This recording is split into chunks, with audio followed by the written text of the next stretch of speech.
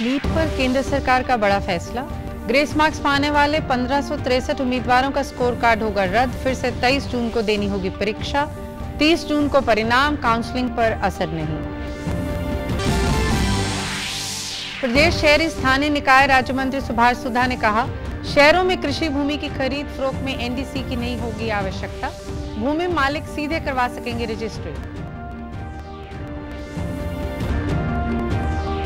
मुख्य सचिव TVSN प्रसाद ने प्रदेश के सभी विभागाध्यक्षों, बोर्डों और निगमों से ग्रुप C और D के रिक्त पदों की जानकारी देने हेतु लिखा पत्र। कहा, पोर्टल पर जल्द अपलोड करें डाटा। और घरेलू एयरपोर्ट की संभावनाएं तलाशने के लिए प्रदेश के नागरिक उड्डयन मंत्री डॉक्टर कमल गुप्ता ने अंबाला और करनाल में हवाई पट्टियों का किया निरीक्षण। कहा, हरियाणा का अपना एयरपोर्ट का सपना जल्द होगा पूरा।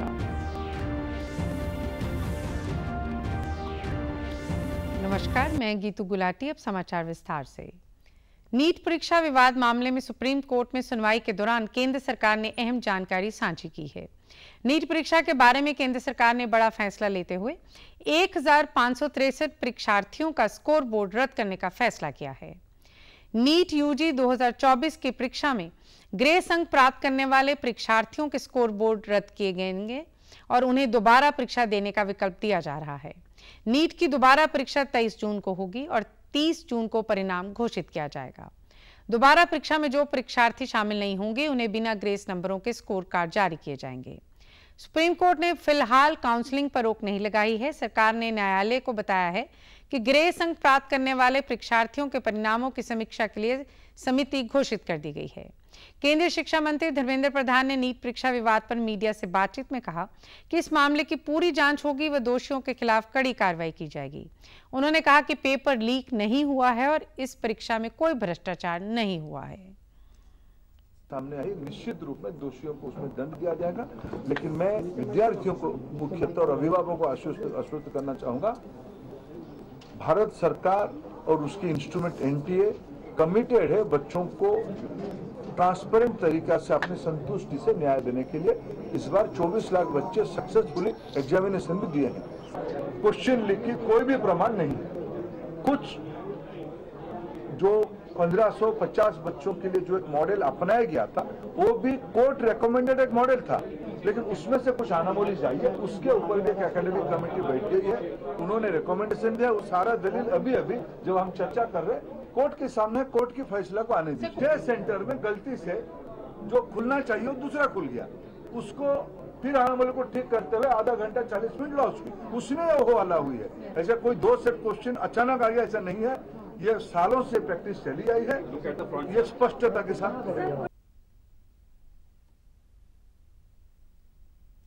हरियाणा के शहरी स्थानीय निकाय राज्य मंत्री सुभाष सुधा ने आज चंडीगढ़ में एक प्रेस वार्ता को संबोधित किया।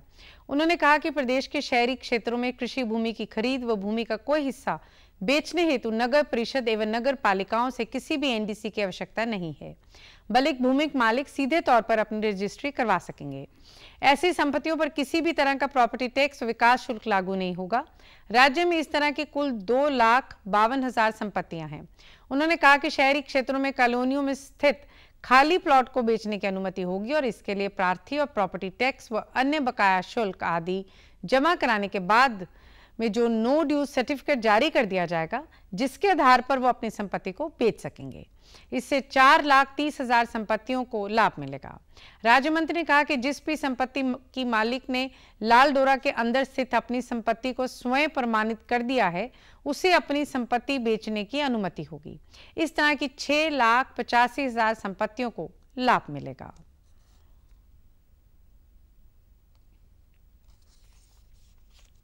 सबसे पहले हमने किया है कि जितनी भी एग्रीकल्चर लैंड हमारे यहाँ जो म्युनिसिपल कमेटी के अंदर पड़ती है, कॉर्पोरेशन में पड़ती है, उसके अंदर किसी प्रकार की एनडीसी की कोई जरूरत नहीं पड़ेगी। इस प्रकार की भूमि का मालिक सीधे तौर पर अपनी रजिस्ट्री करा सकता है, कोई उसको एनडीसी लेने की जरूरत नहीं पड़ेगी जो म्युनिसिपल लिमिट के अंदर आती है।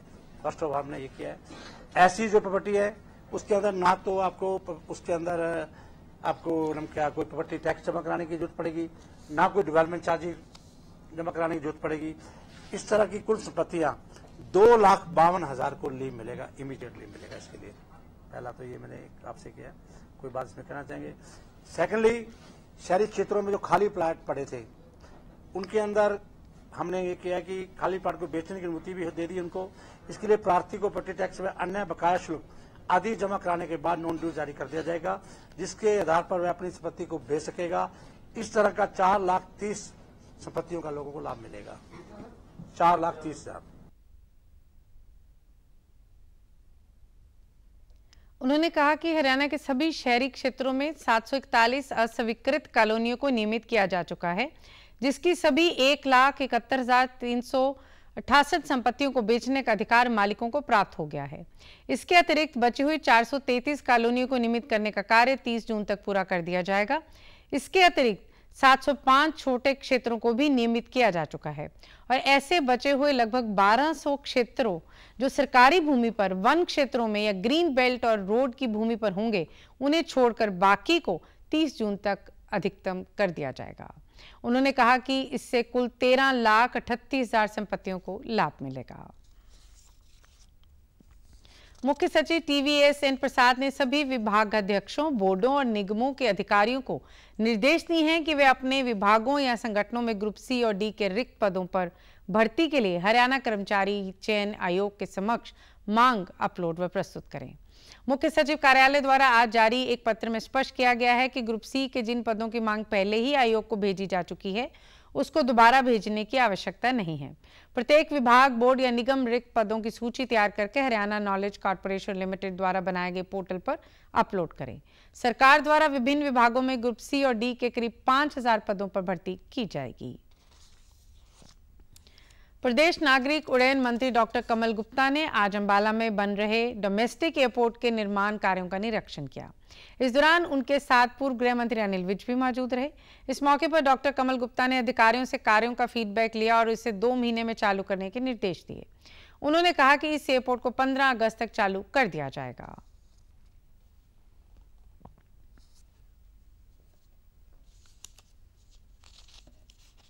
कि मैंने देखा है बड़ी तेजी से काम चल रहा है। हमारे भाई अनिल विज जी ने बहुत मेहनत करके इस लैंड को लेकर और ये काम शुरू किया हुआ है। अब हम ये चाहते हैं कि ये एविएशन डिपार्टमेंट मेरे पास आया है तो जल्दी से 1-2 महीने में यहाँ से हम फ्लाइट शुरू कर सके, ये हमारा प्रयास है। तो हमने इनसे वायदा लिया है, एक्सीएन साहब से, ठेकेदार से। भले ही इनका टाइम थोड़ा सा आगे तक का है, पर मैंने इनको वायदा किया है, इनसे निवेदन भी किया है कि 15 जुलाई तक ये भवन का काम कंप्लीट कर, और 15 जुलाई तक अगर ये भवन का काम कंप्लीट हुआ और ईश्वर ने चाहा और भाई साहब का आशीर्वाद रहा तो मैं समझता हूँ कि यहाँ से हमको डोमेस्टिक फ्लाइट शुरू कर दें। जुलाई 15 में होगा, उसके बाद एक लाइसेंस लेना पड़ता है। तो by 15 August we are hopeful के फ्लाइट विल बी। इस मौके पर पूर्व गृह मंत्री अनिल विज ने कहा कि अंबाला में बन रहे घरेलू एयरपोर्ट का कार्य पूरा हो जाएगा। एयरलाइंस के साथ एग्रीमेंट भी हो गया है। वो बन रहा है और सारी जो मंजूरियां लेनी थी, क्योंकि डिफेंस के एयरपोर्ट के साथ ये बन रहा है और फ्लाइट भी उनके रनवे से ही होगी, वो सारी मंजूरियां हमने ले ली थी और उम्मीद है कि अगले 2 महीने में ये बन के तैयार हो जाएगा। और जैसे तैयार होगा ये एयरलाइन से भी जो है एग्रीमेंट हो गया है और उसकी सारी जो तारीखें हैं आज तक पूरी कर ली जाएंगी। तो 2 महीने बाद यहाँ से फ्लाइट उड़नी शुरू होगी। इसके बाद डॉक्टर कमल गुप्ता ने करनाल में हवाई पट्टी का निरीक्षण किया। वहां डोमेस्टिक एयरपोर्ट बनाने को लेकर उन्होंने अधिकारियों से चर्चा की। पत्रकारों से बातचीत में उन्होंने कहा कि अभी हरियाणा में हर हवाई पट्टी का सर्वे किया जा रहा है और फिजिबिलिटी के आधार पर प्रोजेक्ट को आगे बढ़ाया जाएगा।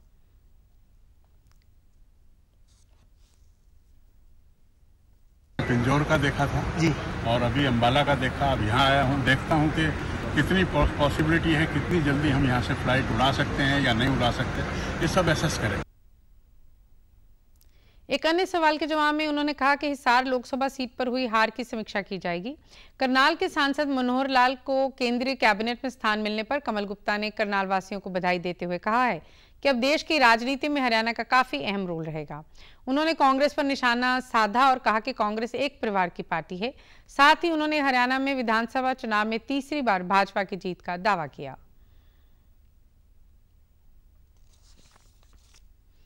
इससे पहले कल नागरिक उड्डयन मंत्री डॉक्टर कमल गुप्ता ने चंडीगढ़ में कहा कि राज्य सरकार के प्रयासों के फलस्वरूप प्रदेश के लोगों का अपना एयरपोर्ट का सपना साकार होने जा रहा है। 20 जून को मुख्यमंत्री नायब सिंह महाराजा अग्रसेन हिसार एयरपोर्ट के फेज 2 के विभिन्न सिविल कार्यों का लोकार्पण करेंगे। वह हिसार एयरपोर्ट तथा सिविल एनक्लेव अंबाला की स्थापना को लेकर नागरिक उड्डयन विभाग, एयरफोर्स अंबाला और एयरपोर्ट अथॉरिटी ऑफ इंडिया के अधिकारियों के साथ समीक्षा बैठक कर रहे थे। उन्होंने अधिकारियों को निर्देश दिए कि अंबाला में स्थापित किए जा रहे सिविल एनक्लेव के बारे वायुसेना अंबाला के साथ हुए समझौते तथा एयरपोर्ट अथॉरिटी ऑफ इंडिया के अधिकारियों के साथ मिलकर कार्य को आगे बढ़ाएं।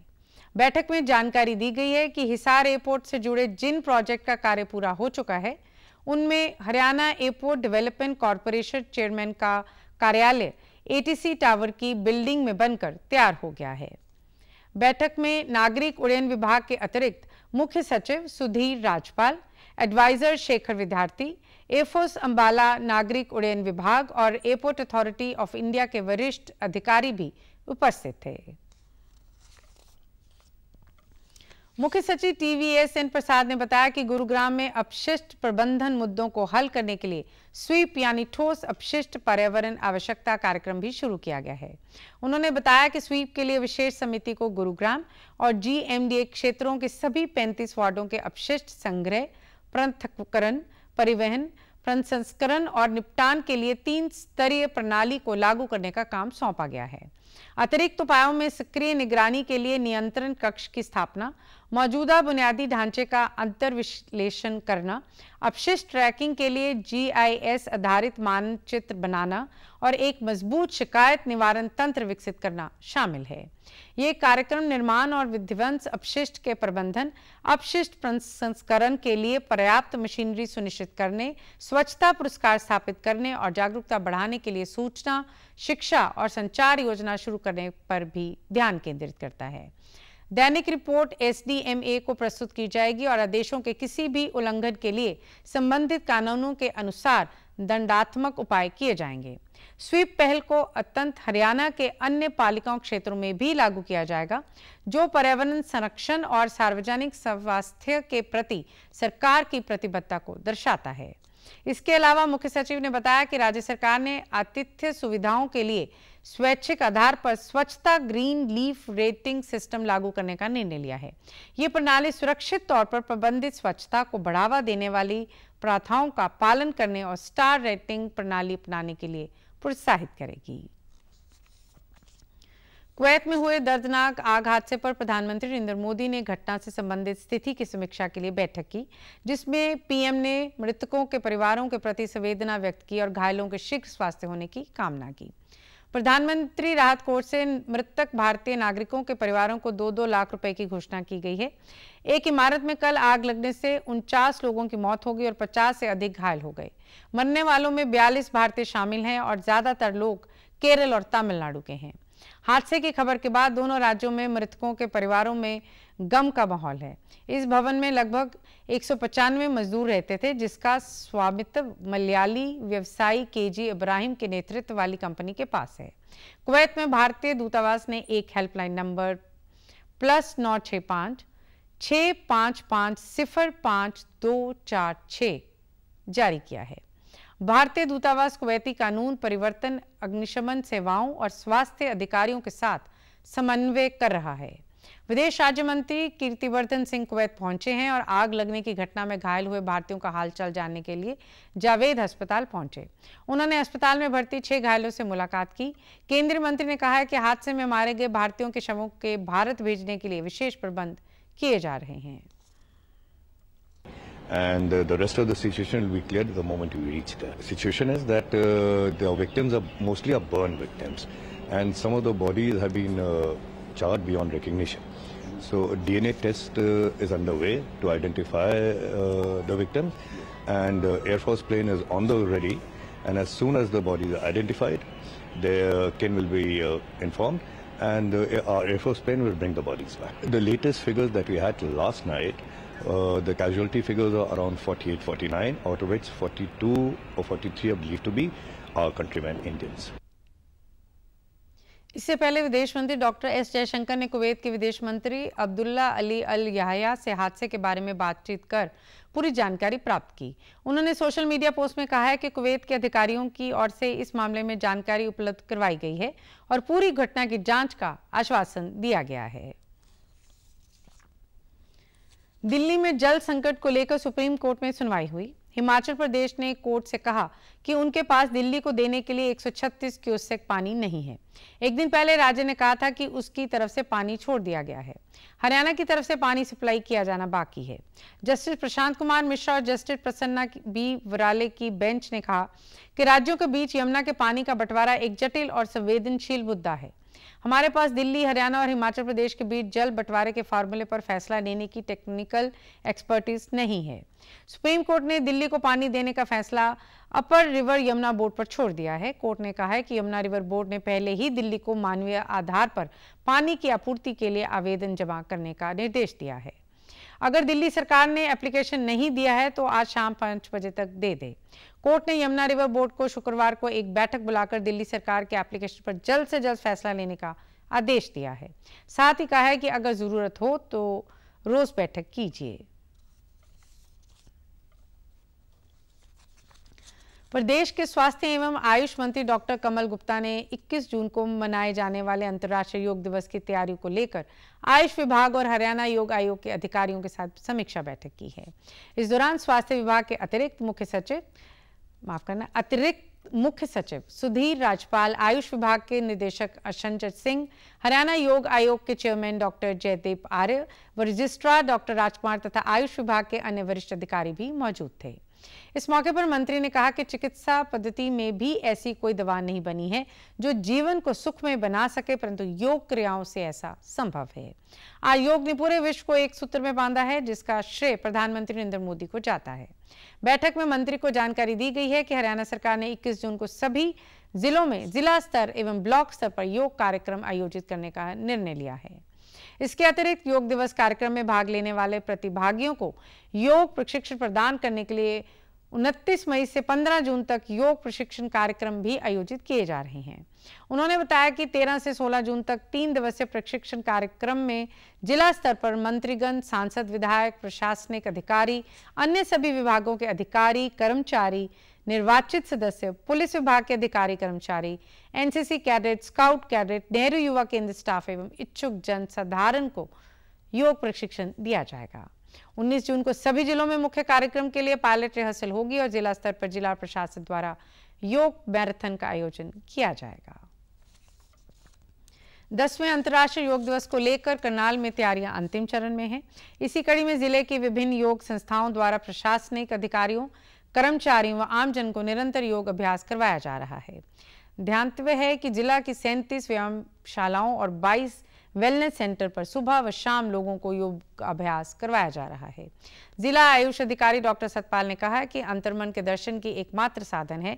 दैनिक जीवन की चुनौतियों से पार पाने के लिए शरीर को स्वस्थ रखना आवश्यक है। इसके लिए योग से जुड़ना जरूरी है। योग मन और शरीर के बीच सामंजस्य स्थापित करता है। योग करने से शरीर बीमारियों से मुक्त रहता है। से 18 तक यही योग प्रोटोकॉल प्रशिक्षण जिले के सभी स्कूलों में बच्चों को दिया जाएगा और 19 जून को जो है इसके लिए पायलट रिहर्सल होगी करनाल के नई अनाज मंडी में और 21 तारीख को जो है मुख्य कार्यक्रम होगा वो भी नई अनाज मंडी में होगा। तो योगा प्रोटोकॉल कराया जाता है।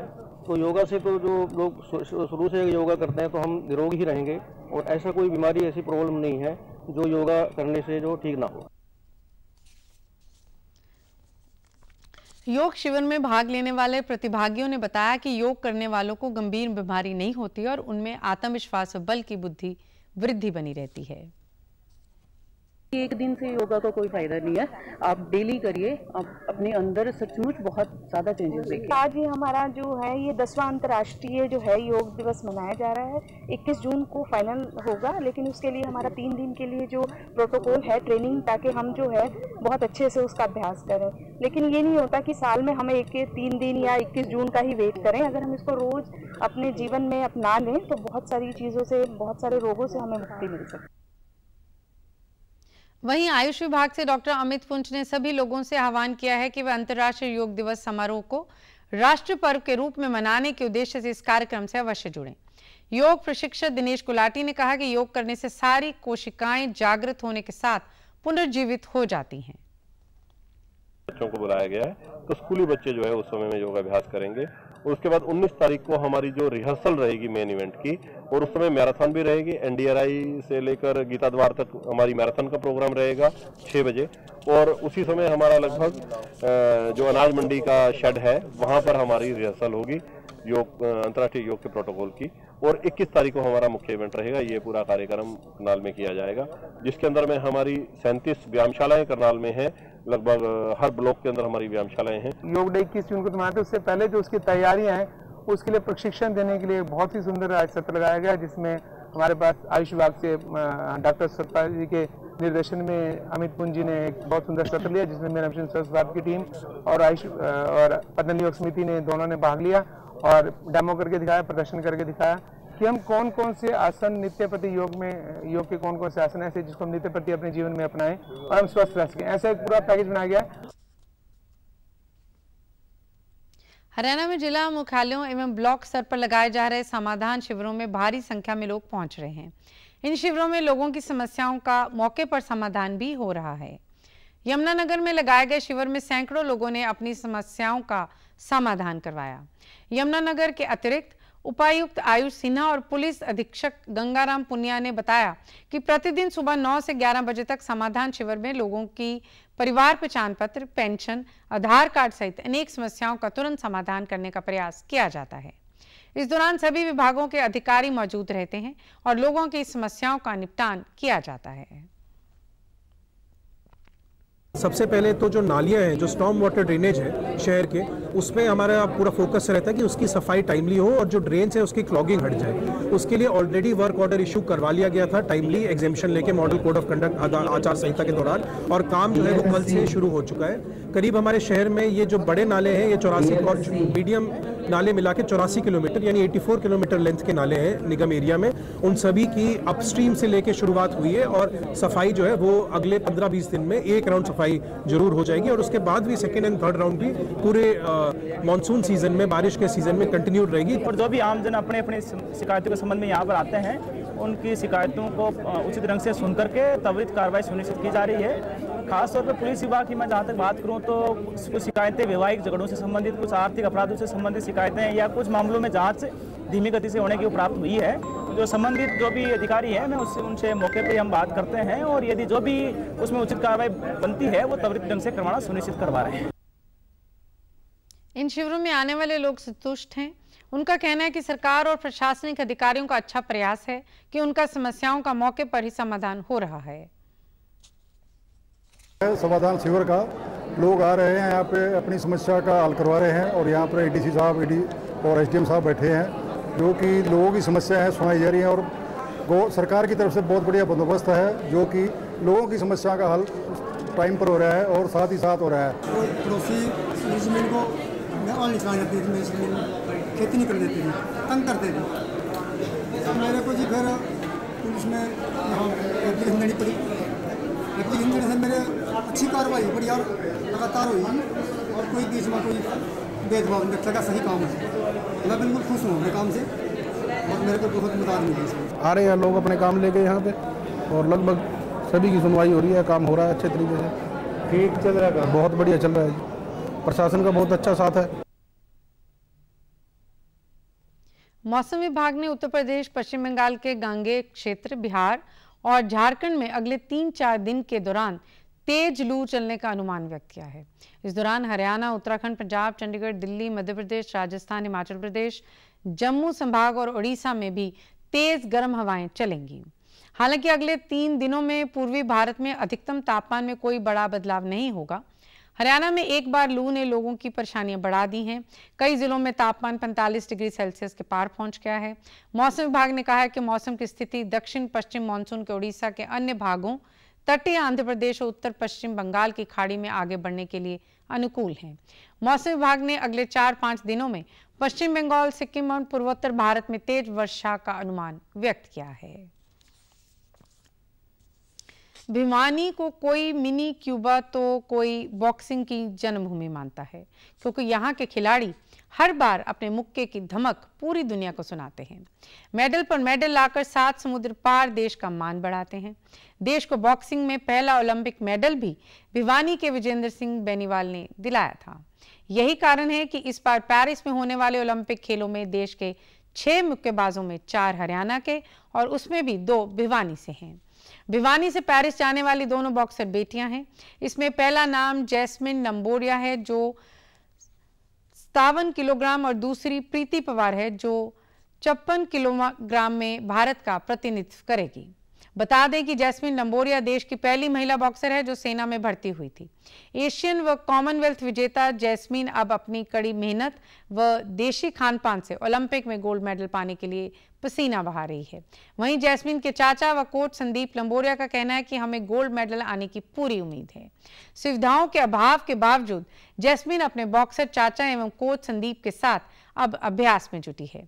हर रोज वो सुबह शाम 5-6 घंटे पसीना बहाती है। जैस्मिन का कहना है कि वो एशियन चैंपियनशिप में ब्रॉन्ज और फिर 2022 में कॉमनवेल्थ में भी ब्रॉन्ज मेडल जीती थी। इस बार वो ओलंपिक में गोल्ड मेडल लाकर देश की झोली में डालने के लिए तैयारियां कर रही है। जैस्मिन ने कहा है कि वो देसी घी, दूध, दही और चूरमा अपनी डाइट में रखती है। मैं 60 kg में ब्रोंज मेडल भी हासिल किया था और जो एशियन चैंपियनशिप है एलिट की उसमें भी ब्रोंज मेडल मैंने हासिल किया था। और अभी मैंने 57 में इंडिया के लिए ओलंपिक का कोटा हासिल किया है जो भी थाईलैंड में चल रहे थे, बैंकॉक में सेकंड क्वालिफाई, तो उसी में मेरा ओलंपिक के लिए चयन हुआ है। ये 26 जुलाई से स्टार्ट हो जाएंगे और 10 अगस्त तक है और ये पेरिस में होंगी जो फ्रांस। तैयारी अभी पूरी अच्छे से स्टार्ट कर रखी है और अभी पूरा 1-1.5 महीना बचा हुआ है, तो पूरा फोकस यही रहेगा कि हर दिन अपने आप को पहले से इम्प्रूव करना है। और हमारे कोचेज भी पूरा हमारा ट्रेनिंग पे ध्यान दे रहे हैं, हमारी डाइट के ऊपर भी। डेली 2-3 घंटे सुबह और 2-3 घंटे शाम को ट्रेनिंग होती है। डाइट अभी देसी डाइट वही अपना घी, दूध, दही, चूरमा यही चलता है और घर की डाइट अच्छी। वहीं जैस्मिन के चाचा एवं कोच संदीप लंबोरिया ने कहा कि जैस्मिन देशी डाइट खाती है और कड़ी मेहनत करती है, जिसकी बदौलत इस बार उसके ओलंपिक में गोल्ड मेडल की टीस जरूर पूरी होगी। और 3-3 घंटे सुबह शाम, कभी 5 घंटे, कभी 6 घंटे। और अभी गर्मी का मौसम है, हमारे यहाँ पे सुविधाएं कम हैं, एसी हॉल नहीं है और नहीं, तो फिर हम थोड़ा सा टाइम लेट रखते हैं ताकि थोड़ा सा मौसम के अकॉर्डिंग ठीक कर पाएँ। और अभी तो जैसे मैं अभी टूर्नामेंट खेल के आई है, अभी इसका थोड़ा सा 2-4 दिन हल्की फुल्की रहेगी और फिर उसके बाद हम पेरिस ओलंपिक की तैयारियों में जुट जाएंगे। इसका बचपन से ही अच्छा घर का खाना अच्छा लगता है। चूरमा हुआ, दूध हुआ और अपना देसी खाना खाती है और कोई ये चीज़ खाती नहीं है, कोई जंक फूड वगैरह और ये चीज़ें। हरियाणा सरकार ने प्रदेश में विवाह पंजीकरण की प्रक्रिया का सरलीकरण करते हुए ग्रामीण क्षेत्रों में सिटी मजिस्ट्रेट, तहसीलदार, नायब तहसीलदार, खंड विकास एवं पंचायत अधिकारी सहित ग्राम सचिव को मैरिज रजिस्ट्रार के रूप में नामित किया है। नागरिक संसाधन सूचना विभाग के प्रवक्ता ने बताया है कि इस विषय में प्रदेश सरकार द्वारा अधिसूचना जारी कर दी गई है। अब विवाह पंजीकरण करवाने वाले लोग लोकल स्तर पर अपनी सुविधा अनुसार उपरोक्त नामित अधिकारियों से मैरिज रजिस्ट्रेशन करवा सकते हैं। इससे पहले ग्रामीण स्तर पर केवल तहसीलदार के पास ही मैरिज रजिस्ट्रेशन का अधिकार था। इसी प्रकार शहरी क्षेत्रों के लिए संयुक्त आयुक्त, कार्यकारी अधिकारी, सचिव नगर समिति, तहसीलदार, नायब तहसीलदार नामित रजिस्ट्रार होंगे। नागरिक अब अपने विवाह को घर के नजदीक उक्त अधिकारियों के माध्यम से सरकारी कार्यालय में पंजीकृत करवा सकते हैं। मैरिज रजिस्ट्रार की संख्या बढ़ने और घर से कम दूरी के कारण अब विवाह पंजीकरण करवाने वालों के लिए सुविधा के साथ साथ समय की भी बचत होगी। केंद्रीय रक्षा मंत्री राजनाथ सिंह ने आज रक्षा मंत्रालय का पदभार संभाला। प्रधानमंत्री नरेंद्र मोदी की नेतृत्व वाली एनडीए की नई सरकार ने राजनाथ सिंह को दोबारा रक्षा मंत्री बनाया है। केंद्रीय रक्षा मंत्री ने कहा कि सरकार ने अगले 5 वर्ष में देश के रक्षा निर्यात को बढ़ाकर 50,000 करोड़ रुपए तक करने का लक्ष्य रखा है। अपने मंत्रालय का कार्यभार संभालने के बाद रक्षा मंत्री राजनाथ सिंह ने कहा कि भारत अब तक 21,000 करोड़ रुपए से अधिक के रक्षा साजो सामान निर्यात कर चुका है। उन्होंने बताया कि सरकार एवं मजबूत और आत्मनिर्भर भारत विकसित करने की इच्छुक है और देश की रक्षा और सुरक्षा बलों का कल्याण सरकार की प्राथमिकता है। वहीं केंद्रीय शिक्षा मंत्री धर्मेंद्र प्रधान ने भी आज अपने विभाग का कार्यभार संभाला। इस अवसर पर केंद्रीय शिक्षा राज्य मंत्री जयंत चौधरी भी उपस्थित रहे। धर्मेंद्र प्रधान ने कहा है कि राष्ट्रीय शिक्षा नीति को धरातल पर उतारना सरकार का लक्ष्य है। समाचारों में आज इतना ही। नमस्कार।